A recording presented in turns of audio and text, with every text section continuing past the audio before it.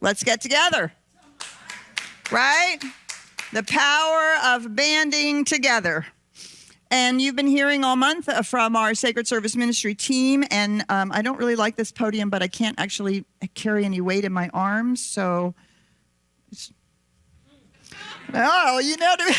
like, wait, there's something. I have to do this differently. Now there's nothing between us. All right.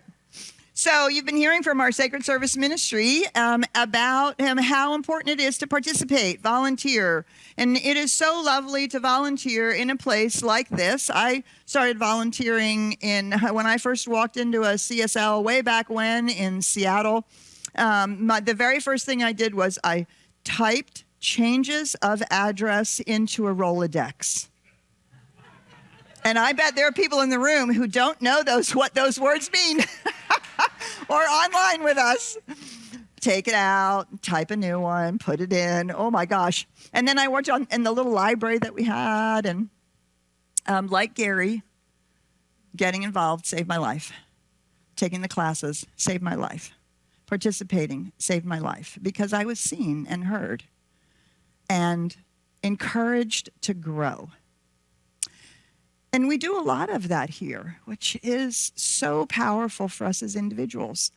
And it does allow us to unleash our superpower. I love that you said that, Gary. I actually have that as the opening, like what do you call it? The wallpaper of my iPad is a little picture that I drew and some words that I wrote down. And on the last line is, my unique self is my superpower.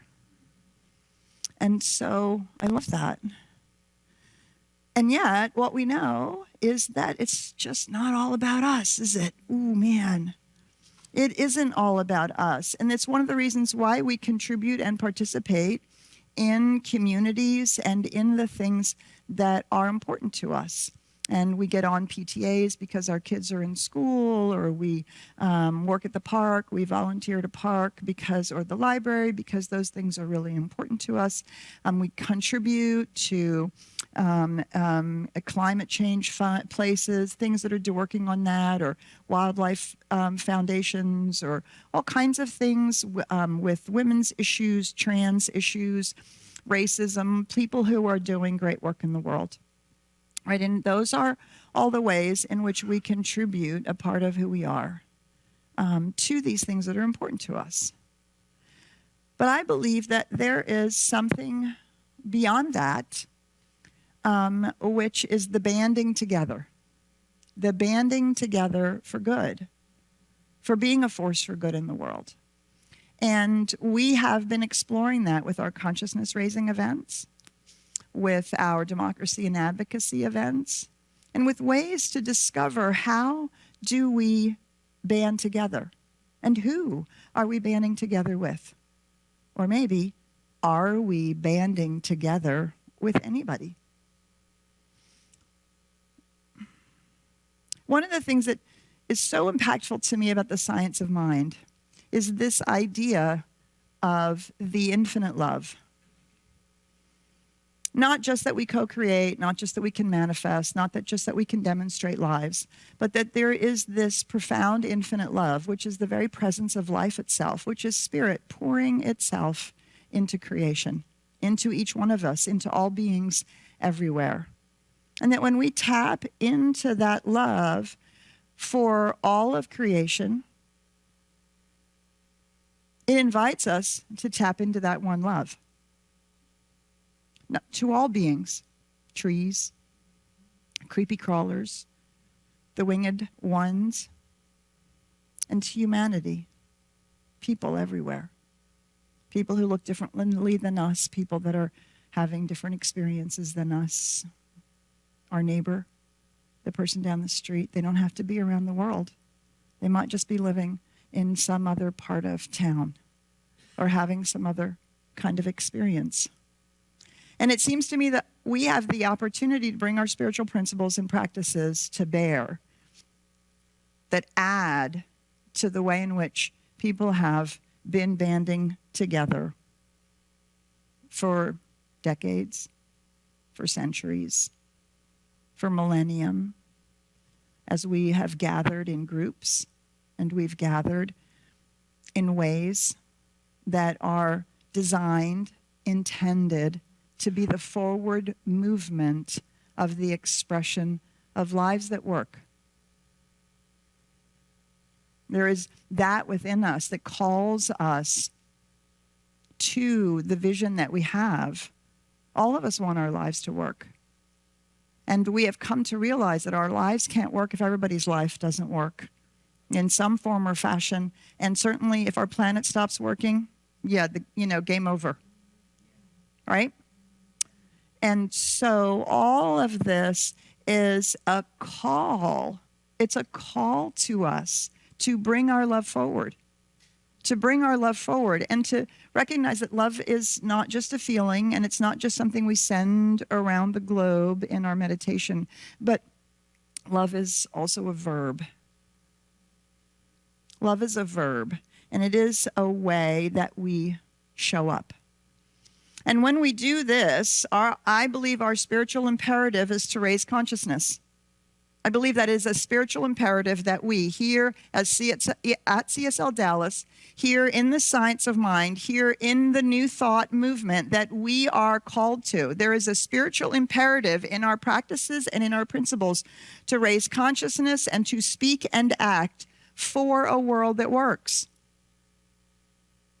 It's not enough just to be about our own lives. I loved what Faye did last week. Lovely, one of our ministerial students who's, she's starting to really blossom. It's lovely. And yes, right? And her topic was what's mine to do, right? And it's important to speak about our individual choices, our individual responsibilities, and our individual actions. And yet, there is so much more power that happens, that's available to us when we band together.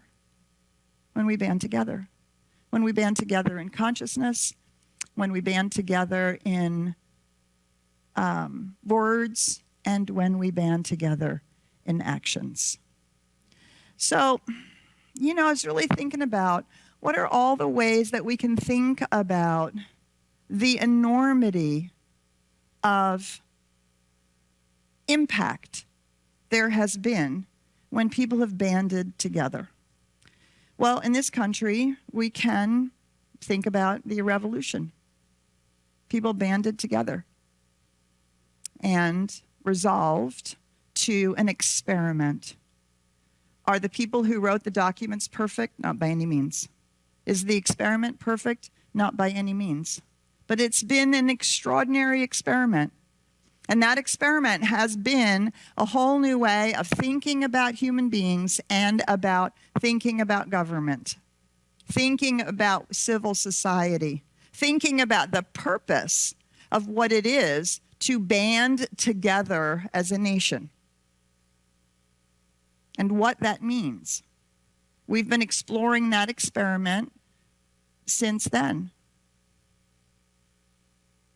We sparked out of that an enormous amount of revolutions in the Western Hemisphere, in the Western civilization. The French followed not too far after that, hugely bloody, swept through Europe. Little factoid, Denmark is the only country that moved from a monarchy to a republic without a single drop of blood being shed. Not one. Why? Because the people banded together and the monarchy joined them. It wasn't an us and them. It wasn't we are against something. It was we are for something. We are for recognizing that all people have value, and we're not just kings, feudal lords, and then the rest of us peasants. Extraordinary to think about. And since then, has swept through so many places in the world, the decolonization and the independence of countries who were colonized and have reacquainted themselves, rediscovered, and demanded their independence because they banded together for who they are, for what they wanted, to be for that as opposed to against things. So there's so much value and evidence to think about this. And I know sometimes when we get into New Thought and in a Science of Mind, this has been a huge conversation in our denomination. We should do our work in consciousness, and we don't want to be protesting. We don't want to march. We don't want to be for anything, against anything, right? And so I really spent a lot of time thinking about that and thought, well, it'd be interesting to explore what does banding together look like that really has had a monumental impact. And so the first place that really came together in actually in the UK and then in the United States was in the 1800s with the first labor strikes. Now you'll notice that if you can read these signs, none of them say, "You dirty corporate manager." None of them. They're all for something.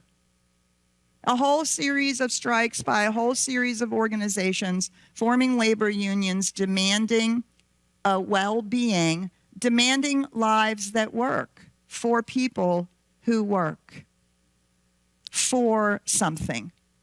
And these strikes have had a massive impact. It's why we had labor unions that were so strong up until the 1920s and through to the 1950s.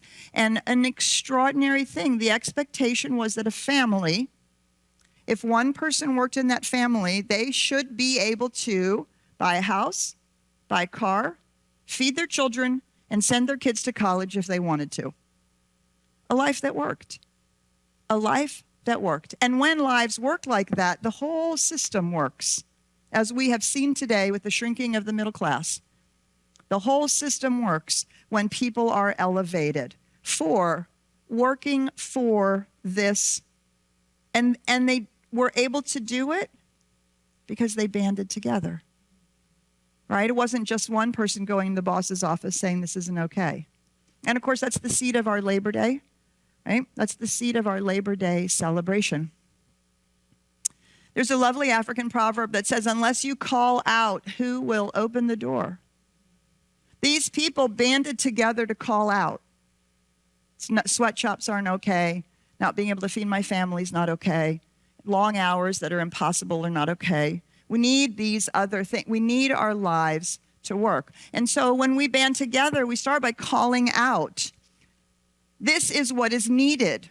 This is what is wanted that moves us in the direction of lives that work.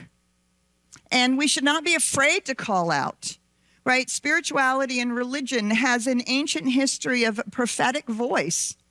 A prophetic voice that says, if we don't call these things out, it's only going to get worse, not better. If we aren't willing to speak up and speak out about it, again, not in you dirty corporate greedy people, but as in this is what a world that looks like. This is what a world that works looks like. We are calling out what's the next step. What's the next thing that is needed? What's the next place where consciousness can envision the next step of a world that works for everyone? I didn't know this. In 1913, this is the largest suffragette parade that was held, and it is the first civil rights march on Washington. 1913, the suffragettes had a huge march on Washington and demanding at least the right to vote, if not the right to be considered a human being, to be considered somebody who could have their own home, their own bank account, right? To elevate women out of the position of always being belonging to somebody, to some man. 1913, this massive movement for women to vote. Not against men, not against men. Men are lovely. Men are some of my favorite people. I'm sure they are too, right? You see, it's not about against. for vote. And it was because they banded together over and over and over again. There's this Zambian proverb, one who enters the forest does not listen to the breaking of the twigs in the brush. How many of those women were jailed, beaten, kicked out of their homes? The stories are horrific, but they banded together. Not because men were wrong, but because they wanted for women to be seen and heard and to be able to vote. Do you see? An extraordinary movement because women banded together. I had to ask myself a few years ago when I realized how important voting in other than presidential elections is. And I thought, all those people, all those women who were beaten and jailed, the stories are really horrific. Am I honoring them when I decide it's too hard to vote? I don't have time. I don't know anything about it anyway. Those people, they laid their lives down for us to have that opportunity. And they were not swayed by the breaking of twigs in the brush. They were not swayed. They continued to band together over and over and over again for a world that works for everyone, which in that case included women. We get so much inspiration from Gandhi's Indian freedom movement. We talk about the Season for Peace and Nonviolence. We teach nonviolent communication. The civil rights movement here in the United States was so inspired by Gandhi's Indian freedom movement and the notion of ahimsa. Ahimsa. Ahimsa is loosely translated into English as nonviolence. And we often, as spiritual beings, as spiritual people, we equate that with not participating.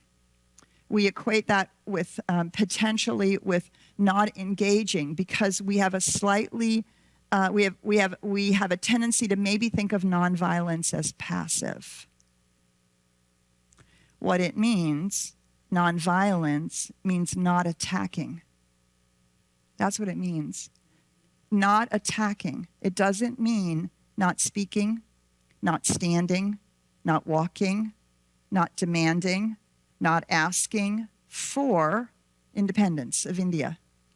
And so between 1919 and 22, he had the non-cooperative movement. And finally in 1930 to 31 was when this whole, these marches in India, not protests, for banding together for an Indian continent that was an Indian country that belonged to the people that lived there and was ruled by the people that lived there, not by colonizing foreign power.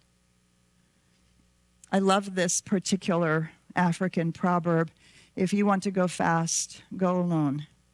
If you want to go far, go together. These movements went far because they went together.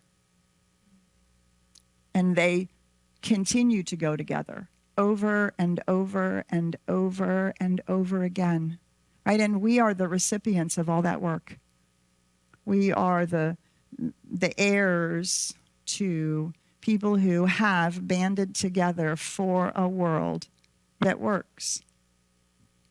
And it's a powerful thing. As we think about the last two Sundays, we've talked about, right?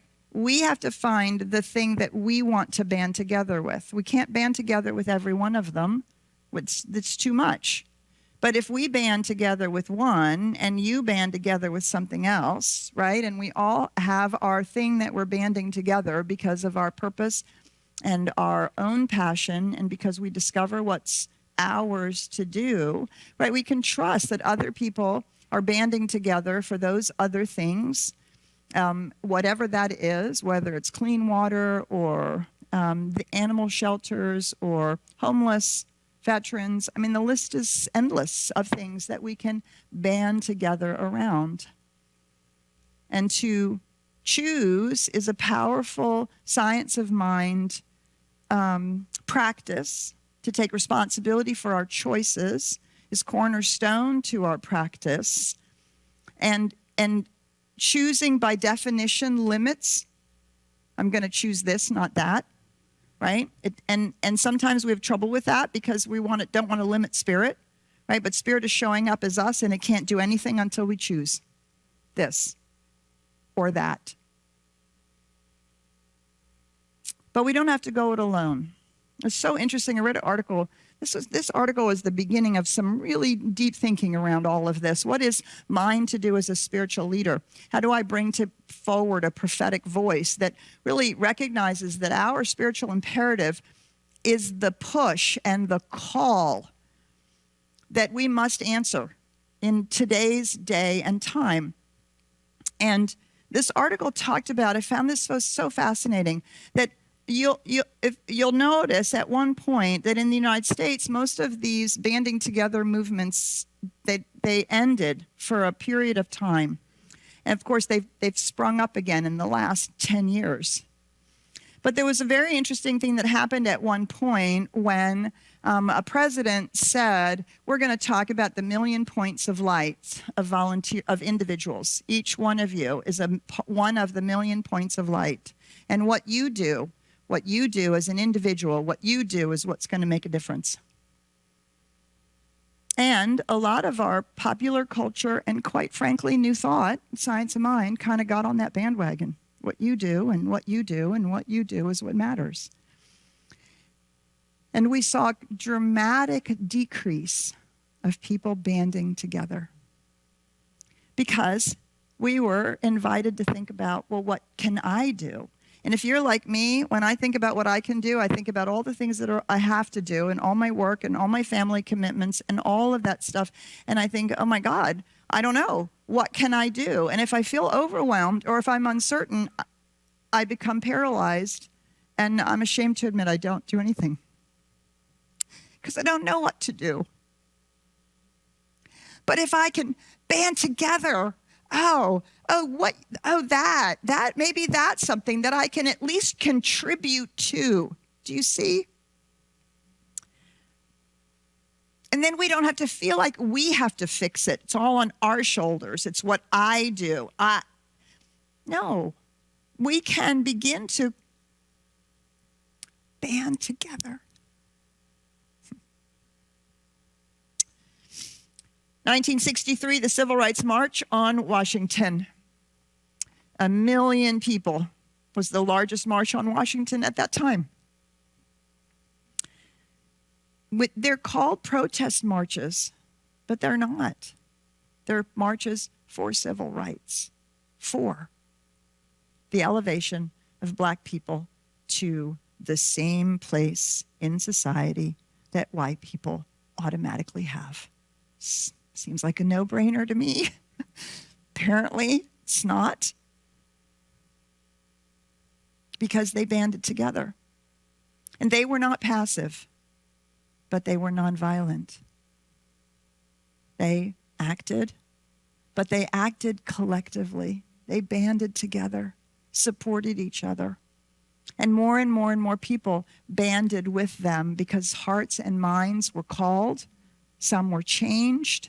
And the more people, especially white people, that banded together, the more powerful it became. And the more obvious it became, something has to be done. Now, I love this African proverb that was quoted by Franklin Roosevelt. Smooth seas do not make skillful sailors. We like for everything to have ease and grace, right? We want it to be ease and grace. We don't want to have our peace disturbed. We want it to be effortless. We want to, but that's, smooth seas do not make skillful sailors. It's kind of challenging out there, right, isn't it? It's a little scary. People are mean. Yeah. So what? Right? You want to sail? There are hurricanes, big waves, big winds. So what? You want to go out? You got to get in the boat. You got to get in the boat and you got to sail it. And you got to take what comes. And you have to understand that by cresting the waves and learning how the winds work and learning how to shift the sails and learning how to work with your crew, you will make it through. And you get better and better and better at it. And then it's like, ooh, there's a storm coming. You want to go out? Right? Because we have become skillful. I don't know how to do any of this. So I went to Faith Forward Dallas, and they asked us, why are you here? Because they're rethinking what Faith Forward Dallas is a group of progressive faith leaders from all walks, all traditions. And they're wanting to recalibrate what we're doing. And they said, well, why are you here? And I said, I'm here to learn. You all know, a lot of you are in parts of spiritualities, religious or nonprofit, people who are doing this work. And I want to band together with you because I don't know how to do it.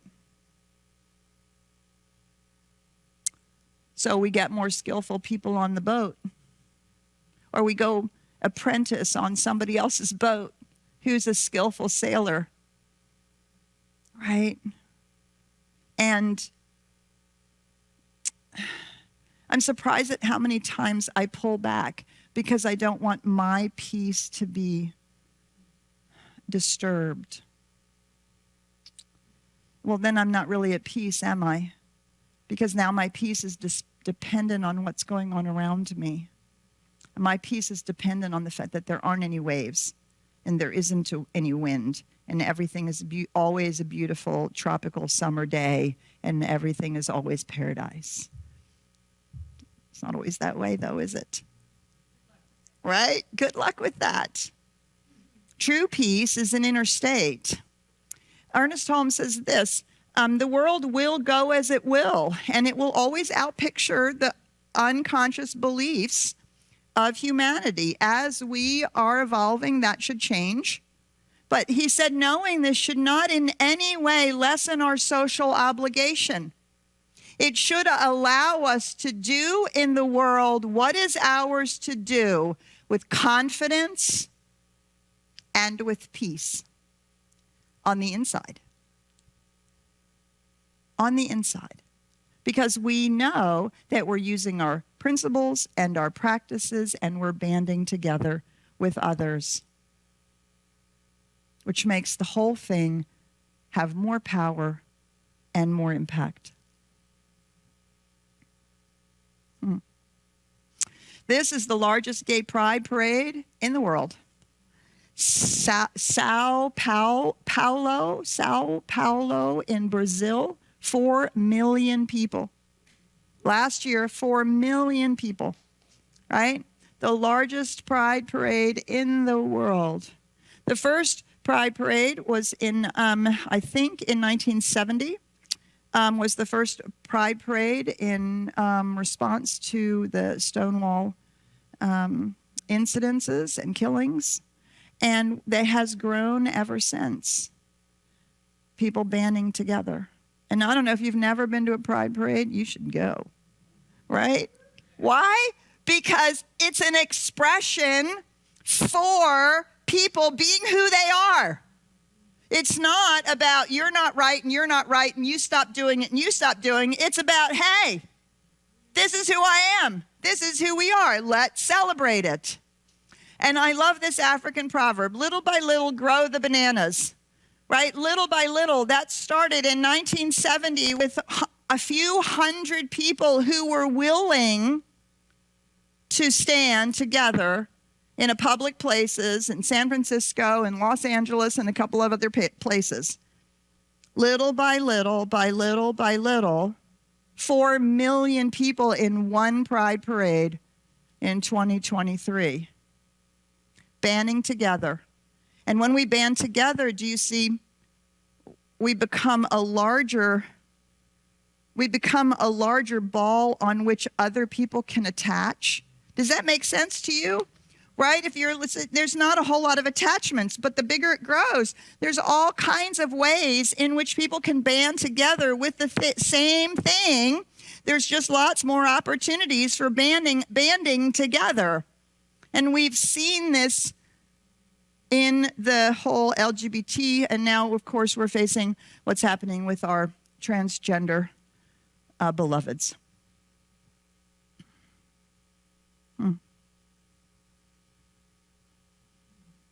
Greta Thunberg.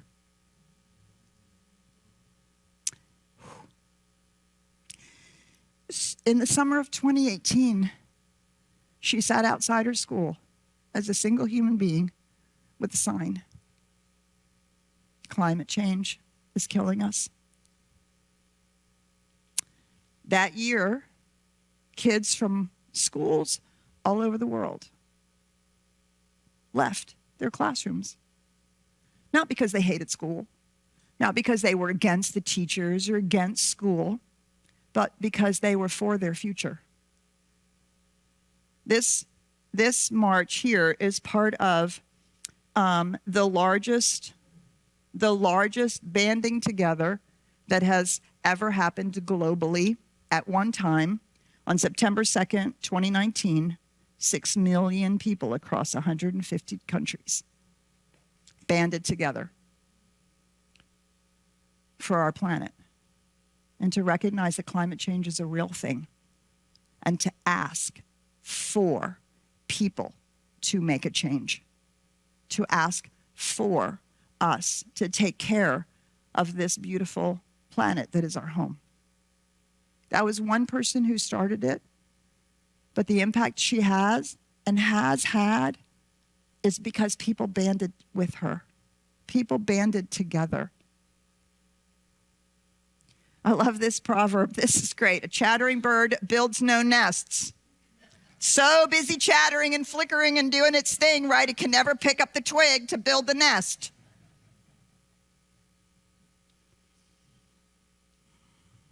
So, chattering on Facebook, not going to change a thing.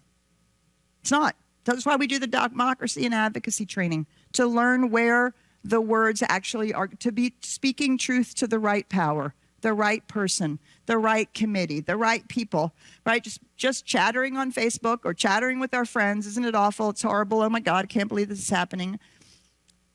It's not going to build the nest. It's not going to make a difference. What's going to make a difference is the work that we do collectively in consciousness, with our words, and with our actions. So I will tell you, the seed of this talk was me thinking about this, I think 2 or 3 weeks ago, as I was thinking about this talk. And it was this particular proverb that was the seed of today's talk. Sticks in a bundle are unbreakable. You should try it sometime. It's actually true. I've done this in classes. I've done this in workshops. Yeah, you can break a twig. You maybe can even break 2 or 3. But you get a nice bundle of twigs, it's not going to break. You cannot break it. You can't break it over your knee. You can't break it with your foot. I think this is what our teaching of oneness calls us to be one with each other. Right? Isn't that what banding is? To be one with people who are working for the thing that matters to us. I don't know what that looks like for you.